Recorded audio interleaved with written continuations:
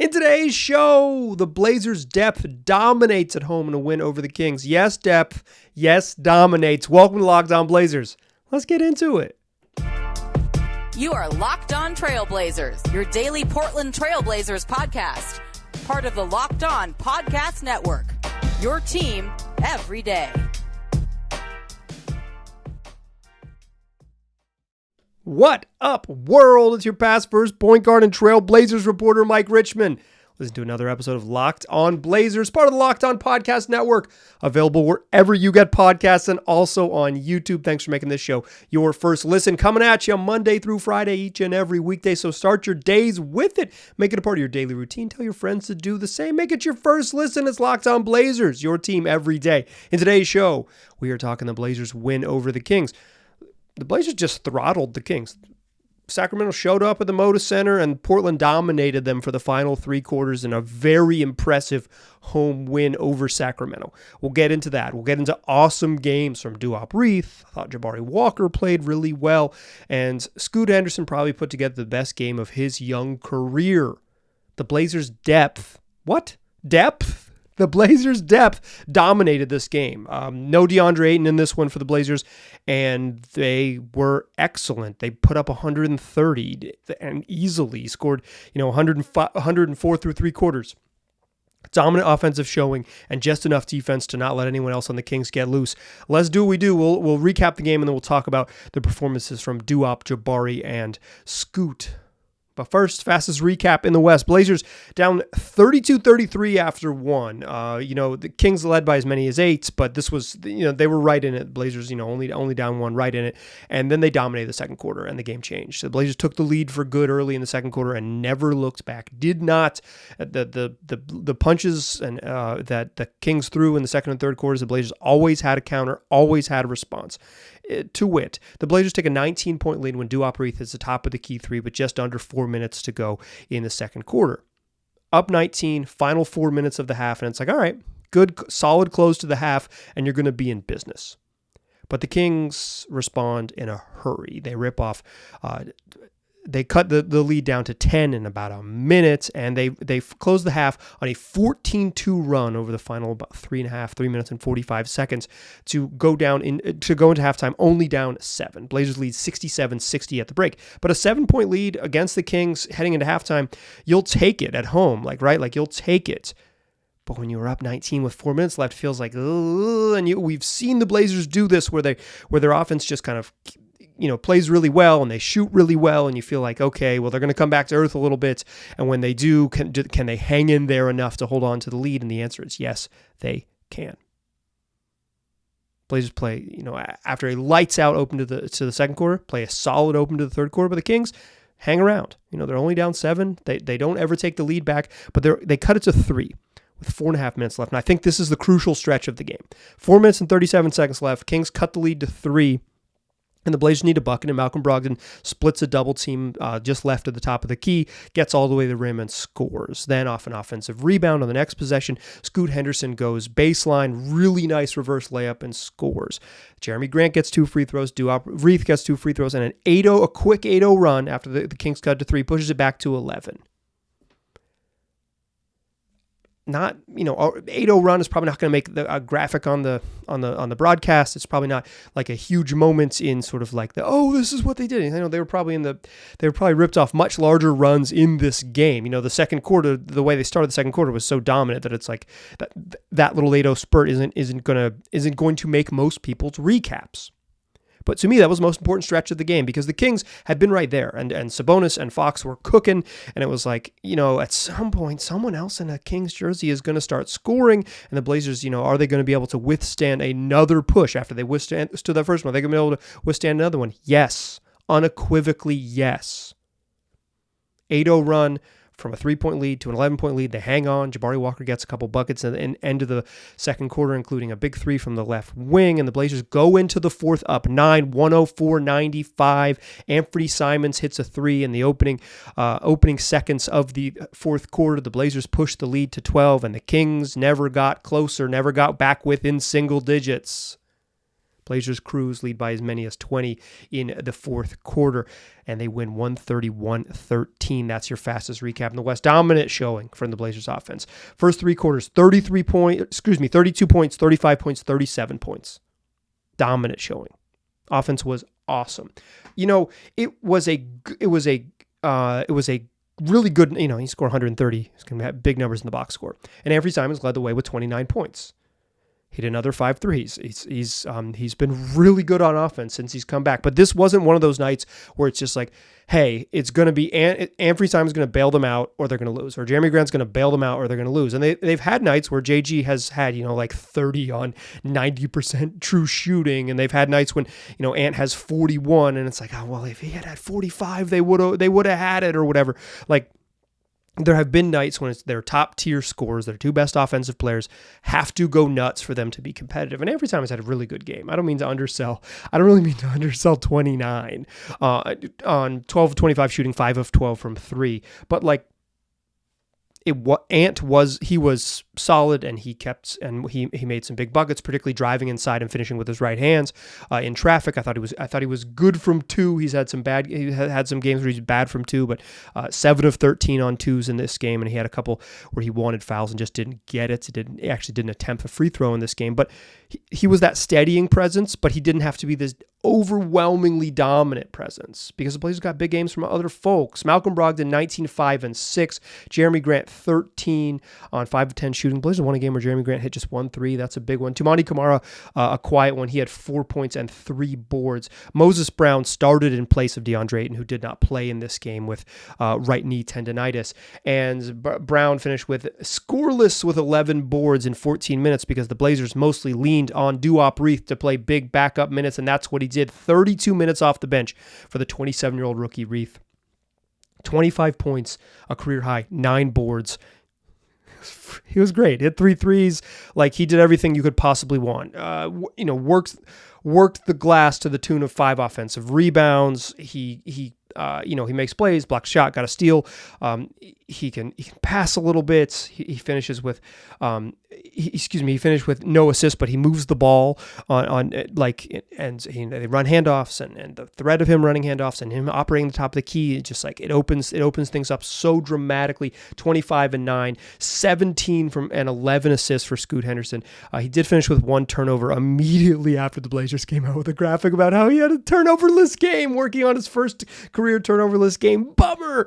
The broadcast jinx. 17-11 from Scoot. Jabari Walker, 17 off the bench. Matisse Thybulle had 6. On the Kings side, their dudes played like dudes. I mean, De'Aaron Fox, 34, 8 and 4, 8 boards and 4 assists. 43, 8 and 4 for De'Aaron Fox. 34, 12 and 5 dimes for Sabonis. That's 77 points from your top 2 players. It's not quite enough from the rest of the gang. They needed more than that. They got 36 points, if my arithmetic quickly is correct, from everybody else. 9 from Harrison Barnes, 5 from Keegan Murray, 5 from Kevin Huerter. Keegan Murray and Kevin Huerter combined to shoot 2 of 12 from 3. Harrison Barnes went 0 of 3 from 3. So for the non-Fox and Sabonis starters from 3. 2 of 15. Malik Monk, who might straight up win 6th man of the year. I've watched a ton of Kings games this year. He's incredible. He's such an energizer for him. He really gets them going, and he comes in, he's fearless. Like, his job is just come in and go score, and he's like, great, I'll come in and go score. 7 points on 3 of 11 shooting, 1 of 7 from 3. JaVale McGee came in and dunked the ball twice. He had 4. Chris Duarte played in the second half because they were just searching for answers who couldn't find him. He finished with 4. And the only points off the bench was garbage time bucket from Davion Mitchell, who had 2. Blazers bench outscored their bench 65-17. Uh-oh. And 2 of those were in garbage time points. When the Kings were trying to win the game, they had 15 bench points. 15. Scoot had 17 on his own. Jabari Walker had 17 on his own. Blazers dominated this game with depth. And they dominated this game because the backup front line, Jabari Walker and Duop Reath came in and gave them a ton of energy, played their butts off, and they fit together. They make real sense. Let's talk about that and how the Blazers won this game with depth in the second quarter. In the second segment. We should do it. We're like hockey. We only have 3 periods here. But let's do that in the second quarter. Before we get there, though, I want to tell you about eBay Motors. Our partners at eBay Motors have teamed up with my man Joshy. That's Locked On Fantasy Basketball host Josh Lloyd to bring you some of the best fantasy picks each week all season long. So if you're prepping for daily fantasy, it's going to help you. If you got a season-long waiver wire to scour, it's going to help you. And every week right here, I'm going to provide you with the eBay's Guaranteed Fit Fantasy Picks of the Week. That's eBay's Guaranteed Fit Fantasy Picks of the Week. This one for you this week, Dante Exum. This is who Josh has got his eye on. Listen, Josh, I am in a long-term fantasy league. I've been in for 15 years. I started listening to Locked On Fantasy Basketball and like really listening to what Josh says.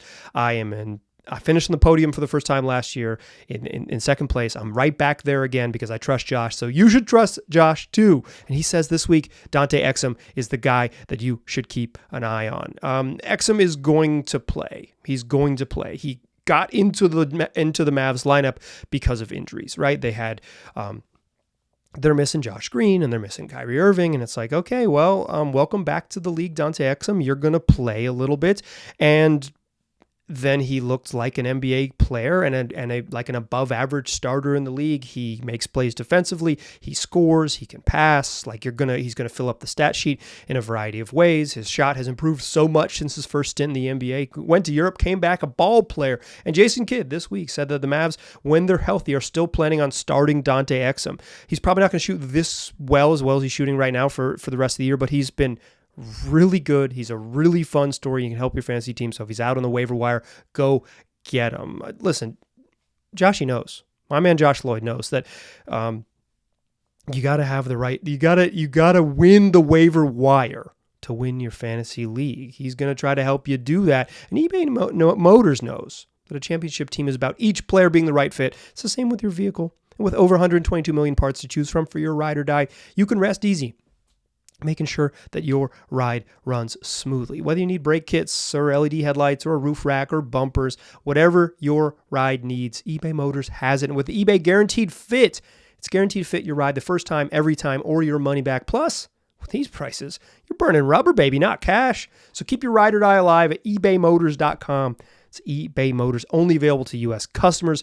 Eligible items only. Exclusions apply. All right. No DeAndre Ayton in this game, and the Blazers dominated the center minutes, really. I mean, Sabonis was freaking great. Dominated the center minutes is an overstatement. They actually did something interesting in this game. I'll talk about in a second how they handled Sabonis and how they handled the Fox pick and roll. Did it slow them down? No. No. Fox had 43 on 16 of 20 shooting. Sabonis had 34 on 14 of 19, but no one else got loose. And part of that, I think, is the style in which they decided to play that ball screen. I'll talk about that in a second. But the Blazers didn't miss a beat. They didn't dominate the center position minutes. That was overstated. I wanted to mean that, but I didn't mean it. I didn't mean it. They didn't dominate the center minutes, but they got one heck of a performance from Duop Reath. If you're a long-time listener to this program, you know that I'm a fan. I shout out to my everydayers. I like Duop Reath's game. You know, I think it has some warts, and I think he's like imperfect in all of these things, but I just enjoy him. And tonight, if you're a Duop Reath enjoyer, he was hooping.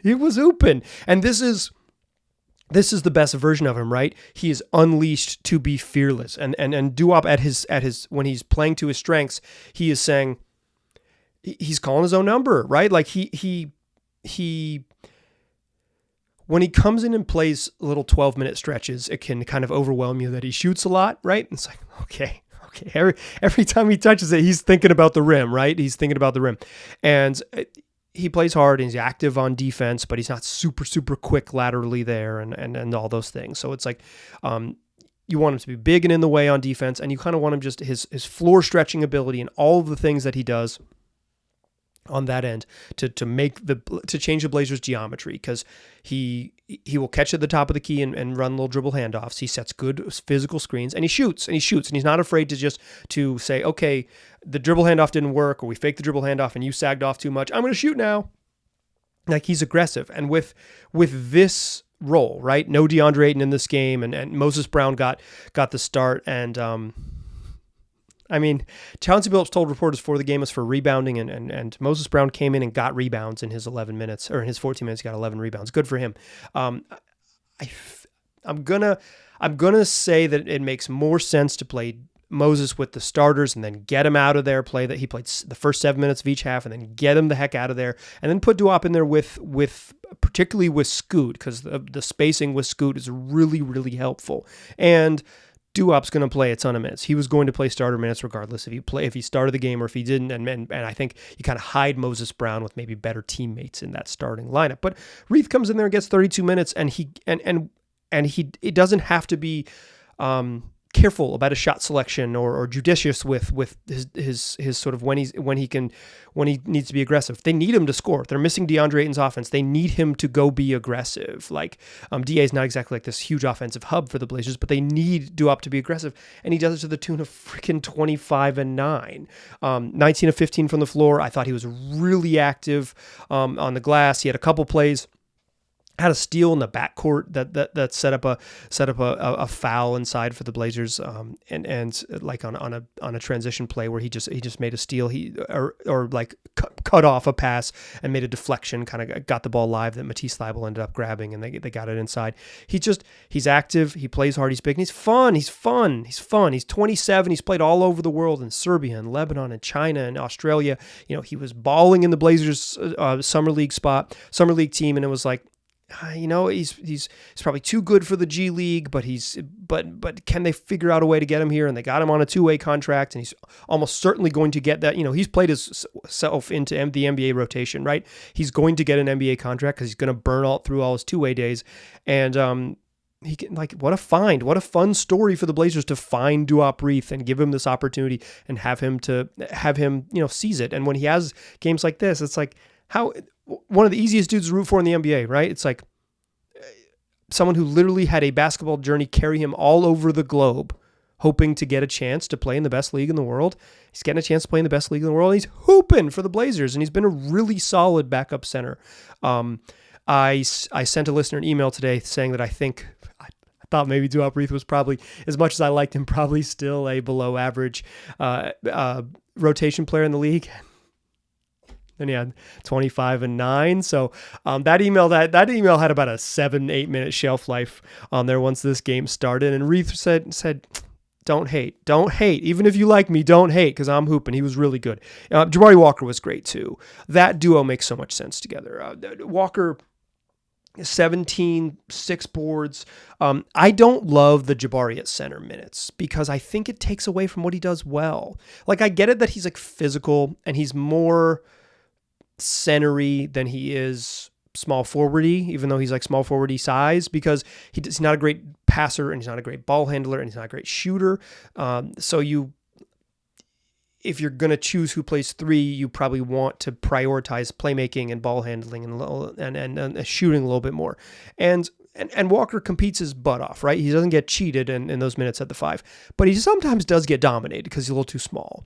And he's a good rebounder, and he's a good rebounder in traffic, and he's good because he has strong hands. But if the battle for the rebound starts, 7 inches or whatever above his leaping height, he doesn't really get a chance. He's 6'8", maybe generously 6'8", and he's playing, and he's, when you're going up against 7-footers, that 4-inch advantage, it's like, oh, okay, well, Jabari doesn't get to use his gifts on this one. Like, he won't be participating with his positive skills on this one because he's just playing too small.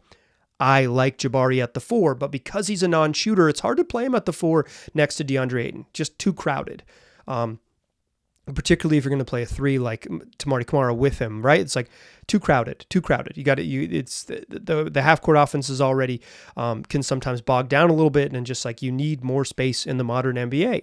But next to Reath, who really spaces, Jabari can utilize his skills as a cutter. He can utilize his offensive, his ability just to crash the glass and his willingness to crash the glass against someone who isn't way freaking bigger than him that can dominate what he does. And this wasn't a night where he shot outrageously. It's 1 of 2 from 3-point line. But I think the number to know is that he took 5 free throws, got himself, attacked, got fouled chasing the, got fouled getting into the mix, got fouled pushing in transition. The Blazers, the Kings started 2 of 18 from 3, and the Blazers really pushed off misses really, really well. I thought they played really, really well, in just being smart about running.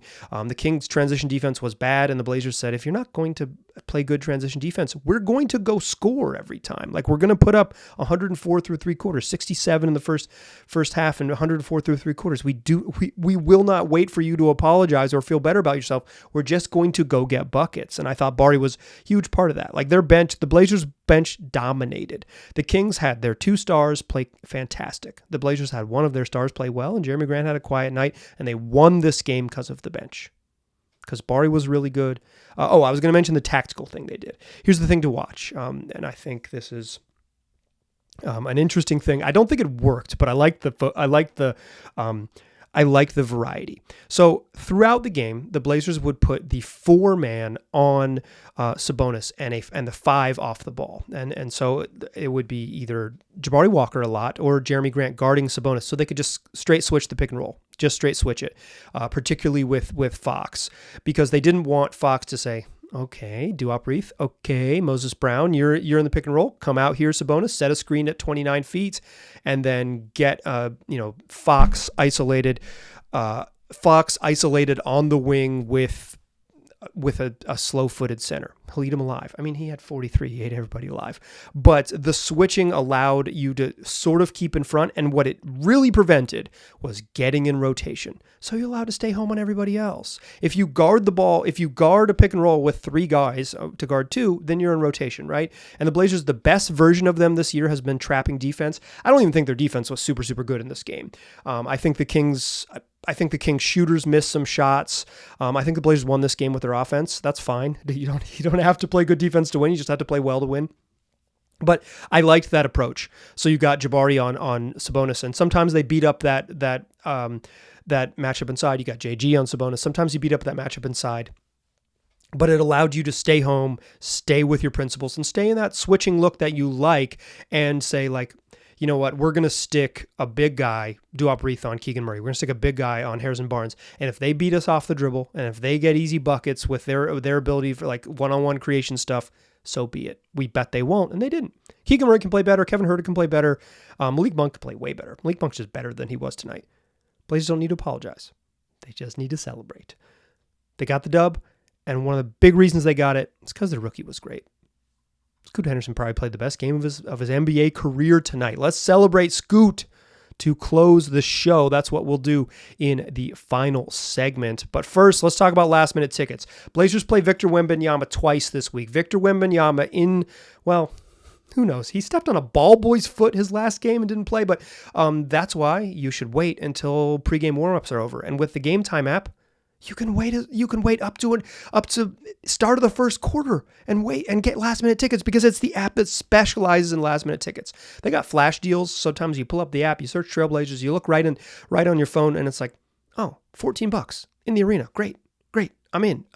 They got section deals where you can say, okay, they got a discount up and $319. Let's click on that and give me the best tickets I can get on those section deals.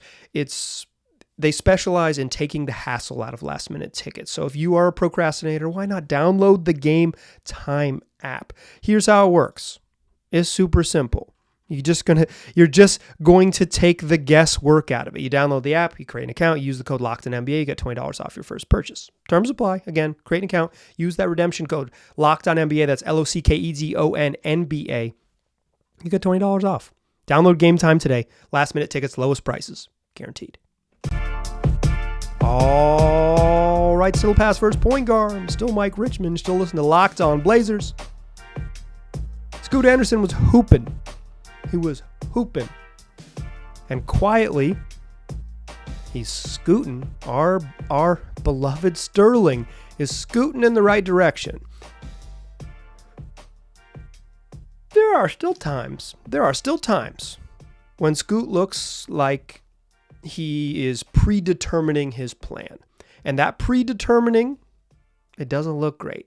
But when he plays with just a feel, when he kind of, when he's a little bit looser and he isn't like, I'm definitely shooting when I come off this screen. Boy, does he look good. 17 points, 11 dimes, just one turnover. Blazer broadcast jinxed him. I'm blaming y'all. No, it was just, he threw a terrible pass. I don't think that was specifically on the Blazers broadcast. That was just a terrible pass by Scoot, coming out of a timeout. But 17 and 11 in 28 minutes off the bench. It wasn't a night where they had to go back to Malcolm Brogdon or go back to Anfernee Simons. They could kind of just play, like they were able to lean on the bench. 28 minutes for Scoot, 32 for Reath, 22 for Jabari Walker. Like they could just say, okay, these dudes are cooking. Let's let them cook. Everyone, Jeremy Grant only played 28 minutes. Like awesome. Tamani Kamara played 18. He's had some games. He's the guy who gets pinched often because of what he brings on offense. And if other guys are kind of, if they need offense, it's going to be Tamani. So it's not uncommon to see him play down in that 18 range. But he only played 18 minutes. So they let Scoot go, and he was really good. But he didn't do it with some, smoke and mirrors. This wasn't a night where he made 5 of 10 threes or whatever. And it's like, okay, well, he's probably not going to do that. Or like, or a night where, he had a double-double against the Jazz, but like a lot of that damage did when the Blazers were down 30 at home. That's not the same. That's a fine game, and it's good for Scoot to get a rhythm and good for Scoot to build his confidence, and perhaps building your confidence in a game where you're getting creamed allows you to play better and play with confidence and play with certainty of action when you're playing in a competitive game. It all builds on itself. But this was his best game, 17-11 on 6 of 15 shooting. This is 11 assists is certainly more than I thought, but like Scoot shooting like 40% from the floor and scoring 17 points per game is kind of what I thought he would be. I thought he was going to score with really low efficiency, but like volume. Like I thought he was going to score like 15 to 17 points per game on 38% shooting. I believe I text a friend of mine, check the tapes. Like that would be my guess, is that he was going to average 17 and 4.5 on 38% shooting. He hasn't been close to that, but he's rounding towards it. Over his last 8 games, including tonight, Scoot Henderson is shooting 10 of 25 from 3. That's 40% on 3 attempts a game. He's not bombing away from 3, but he's making 3-pointers. He's also shooting 96% at the foul line, 24 of 25 from the foul line over those last 8 games. So a little over 3 free throw attempts. That's a really nice number for him for someone who plays off the bench. You tick those free throws up because you're going to play more minutes, get more comfortable, attack with more purpose, don't get caught in the trees and throw up terrible layups. And you're making 90%, even if you drop down to 88% and 85%, it's free points. Like this is Scoot's path. And I think tonight it showed you, there were some moments that it showed you what he could be. There was one play, he gets the ball in the corner. Reath kind of gives it to him in the corner, and he's isolated with Keon Ellis, and he kind of cross on Keon. A really nice first crossover to get past him and get a step, and then he makes a reverse layup through 2 guys in traffic with his right hand. He's super right-handed. He's made a couple lefty layups. Actually, I haven't even called him out on the podcast. Made a couple lefty layups last week, but he wants to get back to that right hand, and he's good at doing it. But that's in the half court. That crossover in the half court, that change of direction, quick cross into the paint, and then he can rise and finish and contort his body and has the body strength to absorb a little contact and shoot it on the way down because he has to get around some defenders. That's the strength, the speed, the burst. But he didn't rush, and he didn't settle for a jump shot, and he didn't just take a tough floater or jump into someone's body. He beat his man because he knew he could, and then made a tough play. He had a play in transition when he took it 1-on-3, but he took a high dribble, did that step over where you bring the ball over your head, and got to the left side and finished with his right hand, which is a comfort shot for him. That's the Scoot I thought we would see. The 3-point shooting, I don't know if he's going to be a 40% 3-point shooter, but tonight's a pretty good example of it. The one he hit was a catch and shoot from the wing, looked good coming out of his hand, splash, barely hit the rim. One of his misses was outrageously bad. He took an early clock off the dribble, moving to his right, which is a little bit harder than moving to your left typically for right-handed shooters. Not everyone, but typically. And early clock, like without a pass, like zero pass possession, kind of predetermined he was going to shoot it, and jacks up a three and barely hit the freaking structure. He missed the rim and crushed the backboard on the backside. Like just an awful shot, and he missed it. When he plays within himself and takes threes he can make, and takes threes, oh, you went under the screen? Great. Or, oh, you helped way too far and I need to take this three. My feet are set. My feet are ready. I can shoot it. I'm not rushed. Great. Gets himself to the rim. He had a couple plays in this game where he gets in too deep, or he's not this like explosive leaper off of 2 feet. And so sometimes he gets caught in the lane and has to jump off 2 feet, and he just like doesn't get past people. If he gets that runway and can jump off 1 foot and make moves and contort, he's really strong. But off 2 feet, sometimes he's like just basically jumping into getting his shot blocked, and he did that a couple times. But he is really starting to figure it out, because when he plays to his strengths, you can see them so much more clear. Before, to see the good games of Scoot, you had to squint. You say, okay, well, he was 1 of 7 from the floor, but, and it's like you can, you could find the silver lining, right? Like over the last 3 games, he has 2, 1, and 2 turnovers. Like he's really cut down on his turnovers. The game right before that, he had 5. So you only have to go back, it's like if you really want to cherry pick, over his last 3 games, he only has 4 turnovers. He's playing really well. But like, that's what it has been for most of the Scoot run to date. Tonight, it was just like 17 points, 11 assists, helped guide a surge at the beginning of the second quarter, and helped make sure that they didn't lose a lead when the Kings cut it to 3 with 4.5 minutes left in the third. Who's on the court for that 8-0 run that pushes that 3-point lead back to 11? Scoot is, and Duop is, and Jabari is. Comes in at the end and makes sure that they finish the quarter strong. Like, this was Scoot playing important minutes against a good basketball team, playing well and finishing with 17 points and 11 boards, 17 points and 11 assists. Turned the ball over 1 time. The Blazers were plus 21 with Scoot on the court. They won the game by 17, so they were plus 17 for the game. But like, they dominated his minutes, and he was a big, obvious part of it. You can take the goggles off. All of us, Scoot, keep them on. But all of us, we don't need to squint anymore. The picture is becoming more clear. Is Scoot Henderson like a star who demands to start? No. But he's looking a lot better, and he's taking the steps you want him to take. And before, when we had to search for it, now it's coming right into your TV screen. That's going to do it for today's show. Got more shows the rest of the week. Thanks for rocking with me. I took a little 1-day Christmas break, but we're back at it. So we're gonna have 4 shows this week. We're listening to Wednesday, December 27th show. We'll have a show on the 28th. Looking ahead a little bit, and then the Blazers play the San Antonio Spurs on Thursday evening. So Friday show will recap the first Victor Scoot meeting, hopefully, knock on wood, that we get to see Wemby play in their NBA careers. That should be a whole bunch of fun. I'll be in the arena for that one and tell you what I see, which you'll find right here and wherever you get podcasts. Also on YouTube. Do me a favor, tell your friends about the program. I appreciate you listening. I'll talk to you soon.